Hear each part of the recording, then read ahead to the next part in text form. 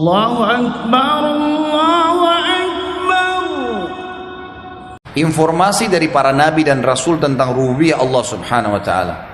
Semua nabi-nabi menyampaikan tentang masalah itu. Apa yang kita sampaikan tadi, Allah pencipta, Allah pemilik, Allah pengawas, penyiap asopan, pemusnah, itu semua nabi-nabi sampaikan. Saya ini cuma penyambung lidah saja, menyampaikan apa yang nabi-nabi yang memang diutus oleh Allah Subhanahu wa taala untuk sampaikan.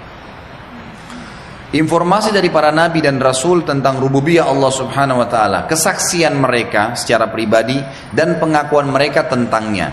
Sebagai contoh, Nabi Adam alaihissalam di dalam doanya mengucapkan surah Al-A'raf ayat 23. Doanya make Rabbana. Rabbana, kata-kata Rabb ya. Jadi kalau Bapak Ibu bilang Rabbana atau Rabbi, ya, Rabbi ghfirli wali walidayya, ya, Rabbana atina fid dunya hasanah. Ini kata-kata Rabb berarti kita sedang bilang gini, wahai penciptaku, wahai penyiap asopanku, wahai yang selalu mengawasiku, wahai pemilikku, dan wahai yang akan memusnahkanku. Itu Rabb. Jadi kita ngucapin itu sebenarnya gitu. Itu maknanya. Jadi Nabi Adam sendiri mengatakan Rabbana, wahai pencipta kami, pengawas kami, penyiap asopan kami, pemilik kami, ya pemusnah kami. Zalamna anfusana, kami telah menzalimi diri kami, menganiaya diri kami. Wa illam taghfir lana wa tarhamna lanakunanna minal khasirin. Kalau engkau tidak mengampuni kami, tidak memberikan rahmat kepada kami, pastilah kami termasuk orang-orang yang rugi. Tapi saksi bahasan perkataan Rabbana, pengikraran dari Nabi Adam alaihissalam tentang rububiyahnya Allah. Nabi Nuh alaihissalam di dalam pengakuannya kepada Allah mengucapkan surah Nuh ayat 21. A'udzu billahi minasyaitonir rajim. Rabbi, wahai penciptaku, pengawasku, penyiap asopanku, pemusnah, pemilikku. Innahum asawni wattaba'u man lam yazidhu maluhu wa waladuhu illa khasara.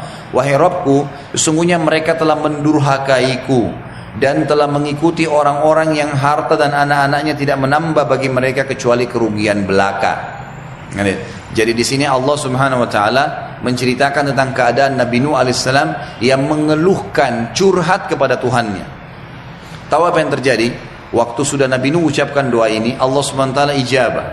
Allah utus Jibril lalu menyuruh Nabi Nuh alaihissalam buat kapal. Kapal untuk supaya selamat, gitu kan. Kapal ini bukan main-main, kapal yang sangat besar. Dan yang uniknya adalah pada saat itu lokasi dakwanya Nabi Nuh padang pasir, nggak ada air. Dibuatlah kapal, maka setiap kali disusun kapal-kapal papan-papan kayu, kaumnya yang kufur ini lewat, ketawain Nabi Nuh, Nuh, kamu bawa kemana kapalmu? Kamu pakai kemana ini padang pasir? Mau didorong, nggak ada lautan, nggak ada sungai di situ, jauh sekali padang pasir. Kalaupun ini mau diseret kemana sebesar ini? Mereka olok-olok, Nabi Nuh tetap diam aja, tetap bekerja sama orang-orang beriman sampai kapalnya jadi. Setelah kapalnya jadi, tahu apa yang dilakukan oleh orang-orang kafir itu? Mereka sepakat semua menghina Nabi Nuh alaihissalam. Dengan niat begitu, mereka buang air besar, buang air kecil di kapal Nabi Nuh. Semua datang. Setiap mau buang air besar di kapal Nabi Nuh, buang air kecil, sampai kapal Nabi Nuh penuh dengan kotoran, gitu kan? Apa yang terjadi? Lihat, kalau sudah campur tangan ilah, Tuhan lain, semua manusia bisa mengatur tipu daya, bisa memanipulasi data, bisa mendolimi orang lain, bisa menunjukkan kesombongan, tapi tetap ujungnya akan ada campur ilah. Nggak ada orang sombong akhirnya nggak dihukum sama Allah, nggak ada. Nggak ada orang yang mengambil haknya orang lain kecuali Allah juga kasih dia balasan terhadap buatannya. Makan harta haram, Allah kasih penyakit yang berat, gitu kan? Yang dia akan bayar lebih berat daripada apa yang sudah dia curi. Allah Subhanahu wa taala pada saat itu memberikan penyakit kulit yang subhanallah hanya kena orang-orang kafir saja. Orang beriman nggak kena. Penyakit kulit mereka itu keluar bisul-bisul yang ngeluarin nanang, ngeluarin darah. Orang beriman nggak kena. Cuma orang-orang kafir saja. Semua satu negeri itu kena. Allah biarkan mereka ikhtiar, mereka berobat, mereka ke dukun, macam-macam mereka lakukan, tidak bisa sembuh. Dan ini bayi pun baru lahir langsung kena penyakit itu, semua. Tapi orang beriman enggak. Tahu bagaimana campur tangan ilah, Bapak Ibu sekalian? Salah seorang dari warga itu setelah setahun atau 2 tahun mereka berusaha berobat tidak sembuh-sembuh. Satu orang pergi, mereka masih buang air besar, buang air kecil di kapal Nabi Nuh nih. Ada satu orang datang ke kapal Nabi Nuh, pada saat buang air besar kepleset jatuh di kotoran mereka sendiri. Begitu dia keluar dari kotorannya, sembuh penyakitnya. Nggak ada penyakit kulitnya lagi, sembuh semua.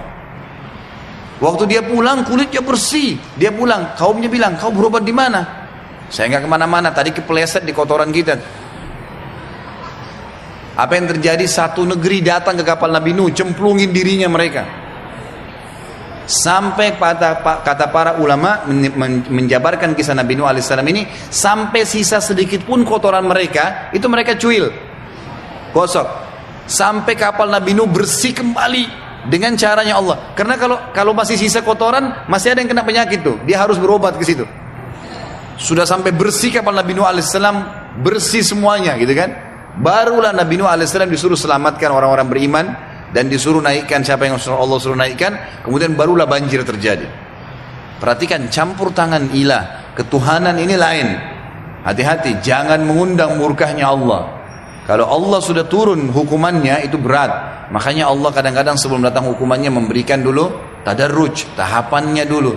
Sebelum tsunami ada banjir kecil, sebelum gempa besar ada gempa kecil, sebelum dikenain penyakit berat sering dikasih penyakit tuh tiap bulan, penyakit ini supaya sadar nih, tetap aja ada masalahnya, sekalian dikasih penyakit yang berat sama Allah, nggak bisa sembuh sekalian, gitu kan? Seperti itu. Jadi harusnya faham ya masalah ini. Nabi Nuh alaihissalam yakin dengan Allah, lalu dia berdoa, ya Allah, ini orang-orang ini 950 tahun saya dakwain nggak mau beriman. Anak-anaknya semua nggak mau, ya Allah. Allah ijabah, buat kapal dan seterusnya seperti kita tadi saya sampaikan. Tapi saksi bahasan Nabi Nuh menggunakan kalimat Robbi, wahai Tuhanku, penciptaku, penyiapkan asopanku dan seterusnya tadi sudah saya terjemahkan maknanya. Ya, maka Allah SWT ijabah. Boleh juga mengucapkan dalam ayat yang lain, masih kisah Nabi Nuh, Asy-Syu'ara 117-118. A'udzubillahi minasyaitonirrajim. Rabbi inna qaumi kazzabun faftah baini wa bainahum fatham wa najjini wa man ma'iyya minal mu'minin.